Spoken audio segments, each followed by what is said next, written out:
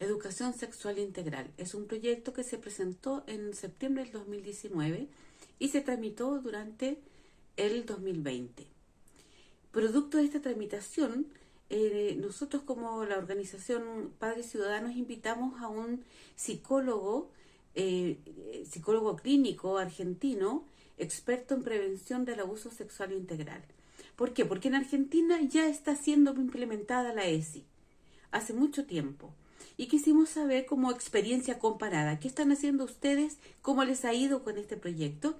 Para que le contaran a los diputados que tenían que revisar de qué se trataba para poder aprobar o rechazar este proyecto. ¿Qué nos contó Ezequiel Baigorria? Dijo que los objetivos de la ESI se presentan como con 4 objetivos: prevenir las enfermedades de transmisión sexual, prevenir los embarazos en adolescentes, embarazos no deseados, prevenir y detectar el abuso sexual infantil e introducir la perspectiva de género.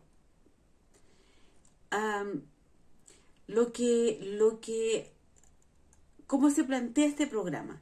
Por ejemplo, en los niños de entre 2 a 9 años,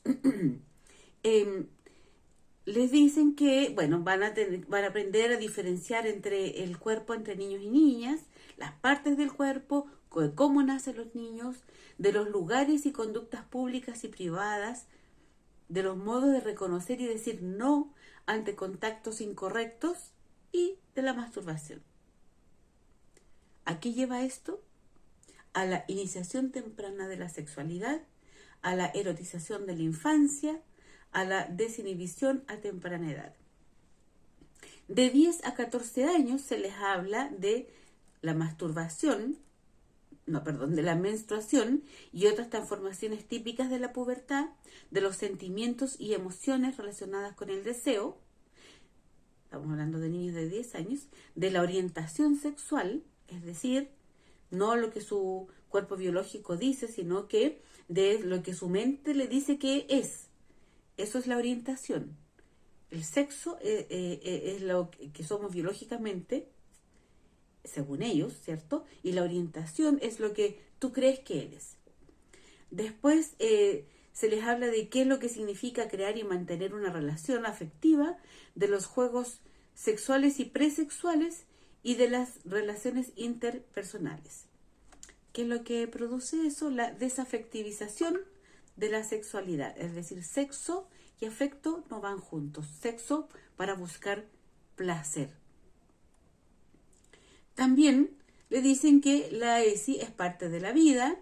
Se intenta que los niños entiendan y acepten las diferencias anatómicas entre niños y niñas, que comprendan cómo está formada una familia, la existencia de diferentes tipos de familia, donde están introduciendo las familias con padres homosexuales, madres lesbianas, etc. Comprender qué cosas pueden hacer o hacerse en el ámbito, solo en el ámbito familiar. Comprender por qué y cómo nace un niño. Las preguntas acerca de esto suelen aparecer insistentemente ante la llegada de un hermanito. Perdón. También les invitan a conocer las partes del cuerpo, sus principales funciones anatómicas, ¿cierto? Y comprender que la masturbación y los juegos autoeróticos como son una forma saludable de ejercer y explorar su sexualidad. Estamos hablando que esto es el material para los niños entre 2 y 9 años.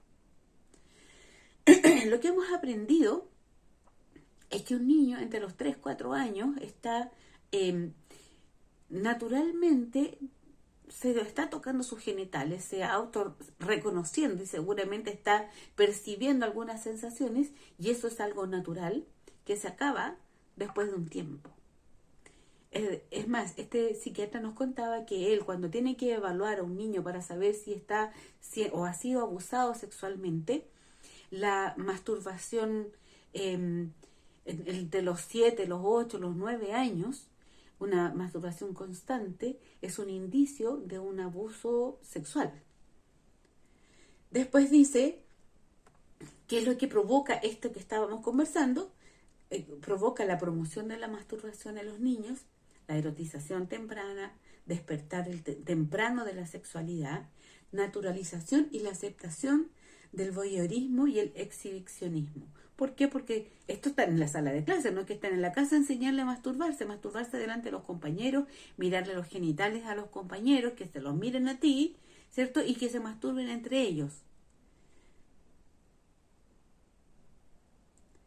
Luego, les enseñan a ejercer sus derechos.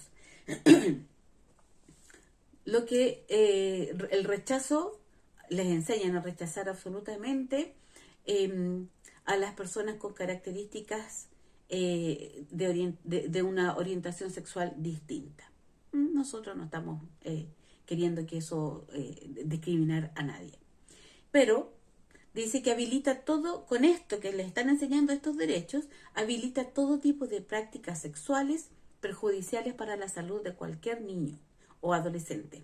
Se abre una puerta al incesto, al fetichismo, al voyeurismo, al exhibicionismo, a la pedofilia y a todo tipo de perversiones sexuales, incluso la zoofilia, ya que alguien puede decir que su orientación sexual es hacia los animales, por ejemplo, y tiene que ser aceptado sin cuestionamiento porque es su derecho. Y porque si no se lo acepta como tal, estaría siendo discriminado. Entonces, ¿qué es lo que enseñan en la ESI, la educación sexual integral? ¿Cierto? Que tienen que respetar a todo tipo de perversión sexual finalmente, ¿cierto? Porque si no somos discriminadores, homofóbicos y todas las clases de fobias. Durante el periodo de la latencia, dice que durante este periodo de latencia total o meramente parcial, que va desde los 5 años hasta la pubertad, se edifican poderes anímicos, que más tarde se presentarán como inhibiciones en el camino de la pulsión sexual y angostarán su curso a la manera de unos diques. El asco, el sentimiento de vergüenza, los reclamos ideales en lo estético y en lo moral. Esto estaría basado en Sigmund Freud.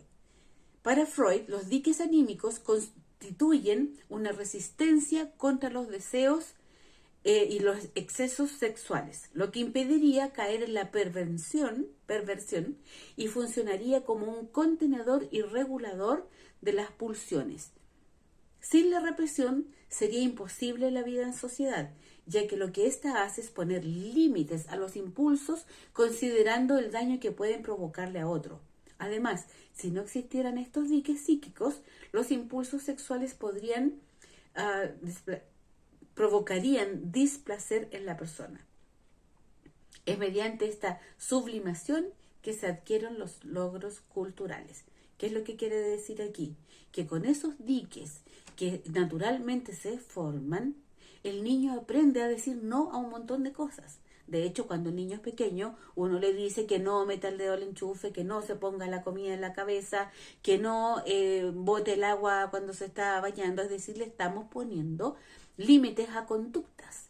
Si nosotros dejamos a un niño que experimente y haga, porque de alguna manera en algún minuto despierta su deseo sexual o su curiosidad sexual, pero no todas las cosas que pueda sentir o desear las puede practicar. Es decir, yo no me puedo comer 5 kilos de pan, ni tampoco me puedo comer 3 frascos de mermelada.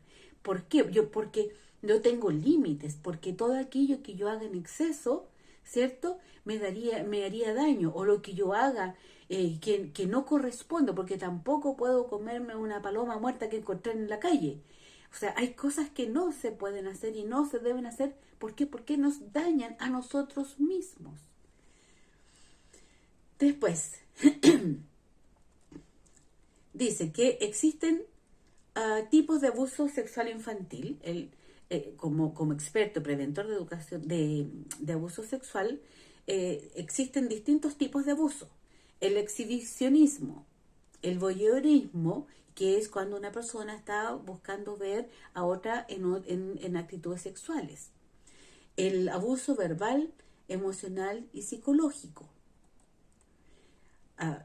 quiere decir que empezar a contarle las cosas sexuales, voy a hacer tal cosa, me voy a tocar o te voy a tocar. Esa es otra forma de a un niño estarle diciendo esas cosas y está entrando en un abuso sexual.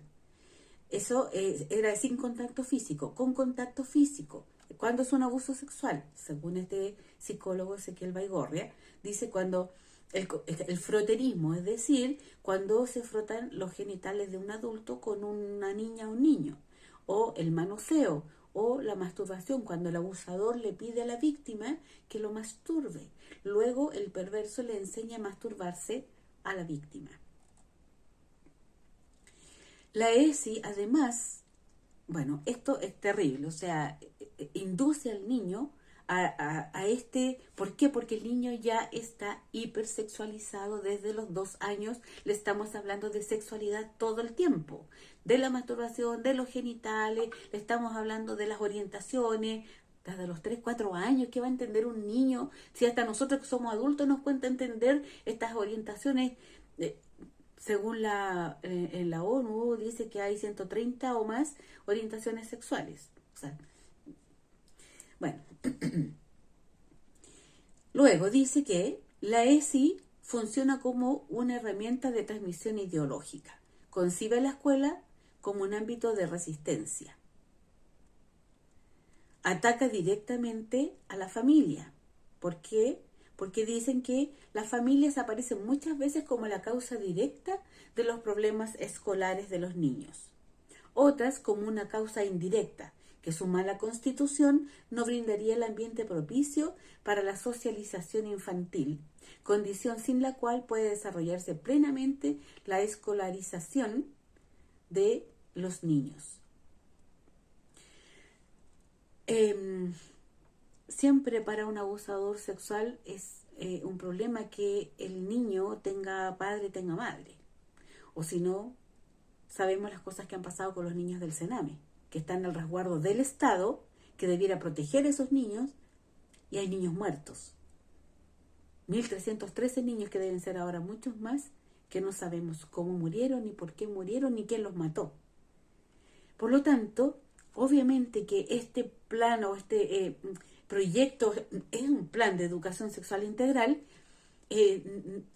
tiene que atacar la familia, porque el niño puede ser atacado mucho más fácilmente cuando los niños no tienen protectores. Es mucho más fácil acceder a una víctima. Si hay un papá o una mamá que están protegiendo, un abusador no puede llegar allí. Luego dice que la ESI ataca la libertad religiosa. ¿Por qué? Porque dicen ahí lo que ellos sacan algunas del material que ellos tienen en Argentina, dicen que es evidente que el significado que se otorga a la sexualidad son producto de relaciones sexuales de poder. Y también son las normas que regulan qué hacer con nuestra sexualidad, o sea, por culpa de la religiosidad que nos manda qué hacer con nuestros cuerpos. Y eso sería un problema para ellos. Aquí la libertad religiosa es para cada uno sabe, ¿cierto?, lo que puede hacer con su cuerpo.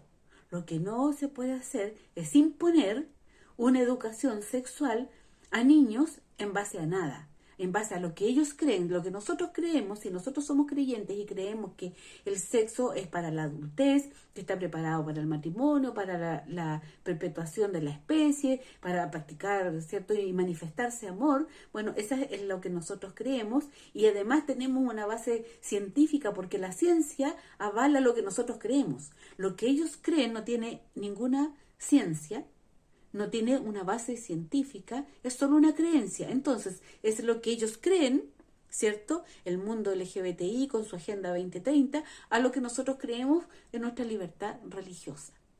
Entonces, nosotros tenemos que dejar de enseñar a nuestros niños como nosotros creemos, porque a ellos se les ocurre que lo que de ellos sí vale y hay que imponerlo. No, señores, hay libertad religiosa.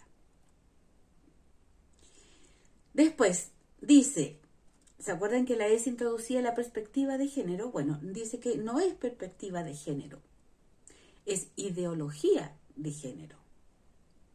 Aquí nos trajeron fotos de niños con que les ponían en los jardines con ropa de niña, collares, los niños pintándose las uñas. Eso lo hemos visto aquí en Chile. Ellos lo están practicando aquí en Chile. Dice que, ¿qué es una perspectiva? Es un punto de vista desde el cual se considera o se analiza un punto. Es una perspectiva, ¿cierto? ¿Qué es lo que sería la perspectiva de género? Sería un punto de vista único desde el cual se aborda una temática tan delicada como es la educación sexual integral. No incluye otros puntos de vista tan importantes como son el biológico, el médico, el jurídico, el religioso o el psicológico, entre otros. Es decir, ellos implantan su visión de mundo, su visión del sexo y se la quieren imponer a nuestros hijos desde los 2 años. La ESI prepara el escenario para que ocurran los abusos sexuales infantiles. Ezequiel Baigorria nos trajo varios casos que sucedieron en Argentina, que son reales. Dice que el profesor les habló muy explícitamente a los chicos de 12 años al hablar de la masturbación, ¿cierto? Dice que se generó una enorme polémica y decían que los padres que el profesor se había pasado de la raya. Habló de masturbación un profesor con niños y niñas, habló del sexo, de la autosatisfacción, y que había sido muy explícito. Nosotros hemos escuchado cosas peores en estos días en Talcahuano, ¿cierto? Aunque ellos dicen que no fue una charla de educación sexual. ¿De qué estaban hablando entonces? ¿Por qué le estaban mostrando las cosas que le estaban mostrando? ¿Por qué le estaban preguntando las cosas que les estaban preguntando a los niños? ¿De qué se trataba eso? No era solamente medirle la estatura y verle la muela y verle las manos. Les hablaron de sexo. Ahora, eso no era educación. Luego, nos dice aquí que la Defensoría de los Niños no acompañó a los padres a denunciar estos abusos de los colegios de la ESI. Aquí en Chile nosotros tuvimos una defensora que estuvo en todo tiempo apoyando la agenda LGBTI, la agenda 2030, el estallido delincuencial, ¿cierto? Apoyando a los niños del Instituto Nacional. La defensora de la infancia debería ser una defensora para los casos de cuando el Estado, ¿se acuerdan que quién se supone que comete las violaciones de los derechos humanos? Cuando el Estado viola los derechos de los padres o de los niños, ¿cierto? En caso de los padres con respecto a los niños, la Defensoría debiera defender a los niños del Estado, no de los padres. Bueno, aquí el rol que cumplió la antigua defensora era siempre en que los padres eran los malos, los no preocupados, y los niños eran las víctimas, pero las víctimas de los padres. No se trata de eso. En fin, luego nos cuenta de que la conclusión de esta ESI es que este modelo utiliza la escuela como un medio de manipulación y transmisión ideológica, repitiendo modelos de regímenes totalitarios, la hipersexualización precoz desde la infancia. Los niños son forzados a asimilar la homosexualidad como un patrón normal de orientación, induciendo cuadros artificiales de disforia de género. Menciona las bondades de la diversidad, de diversas identidades y orientaciones sexuales, pero omite las consecuencias de mayor riesgo, de riesgo de las enfermedades de transmisión sexual y alta tasa de suicidios. Victimiza a la mujer y a los homosexuales, lesbianas, transexuales, culpabilizando al hombre solo por su género. Fomenta la confrontación social e ideológica entre sexos. No presenta la abstinencia ni a la monogamia como posibles elecciones de vida, ni siquiera las menciona. Únicamente presenta y propicia modos perversos de sexualidad. Es decir, la ESI no cumple con los objetivos planteados. ¿Se acuerdan cuáles eran? Bueno, no previene enfermedades de transmisión sexual, no previene el embarazo no deseado en adolescentes, no previene el abuso sexual infantil, utiliza la perspectiva de género como único punto de vista válido.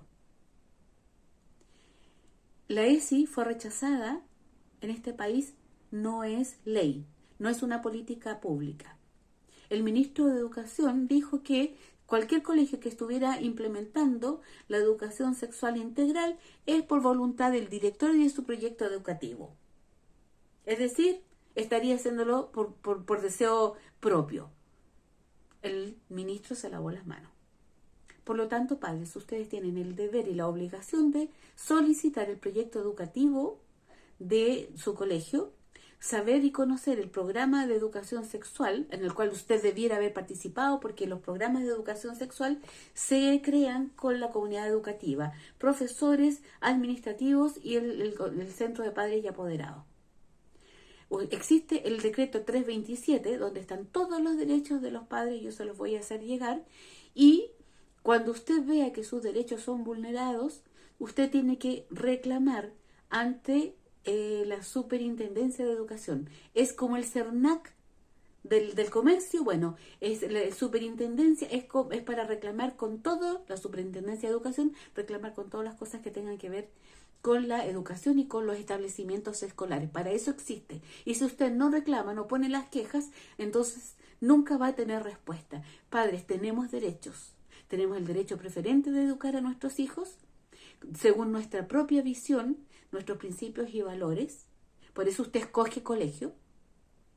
Por lo tanto, usted tiene el derecho de ver el proyecto educativo que el colegio que usted escogió, y tiene derecho, un montón de derechos que hay en el decreto 327, se los voy a hacer llegar para que los vean. Por eso es que decimos no a la ESI, porque lo que hace es desprotege al niño para que después de tenerlo erotizado, después de tenerlo hipersexualizado, ¿cierto? Cuando se acerca un adulto con malas intenciones, seduce al niño y el niño cae en las redes, porque el niño empieza a pensar que él puede tener sexo con quien quiera, como dijo la ministra de la Igualdad española. Ella dijo que los niños tenían derecho de tener sexo con quien quisieran si ellos daban su consentimiento. Un niño no está preparado para tener sexo, menos con un adulto. Porque el adulto sabe y conoce los riesgos, pero el niño no. Si el niño va a tener enfermedades de transmisión sexual, el niño, ¿cómo puede saber eso? ¿Qué va a entender un niño de 4, 5, 6 años lo que es una enfermedad de transmisión sexual? ¿Qué es lo que es el VIH? ¿Qué es lo que es la gonorrea? ¿Qué es lo que es la sífilis? Padres, por favor, levanten la voz. Los niños no se tocan. Soy Cecilia Freire de la agrupación Padres Ciudadanos desde el movimiento Con Chile No Te Metas. Los niños no se tocan.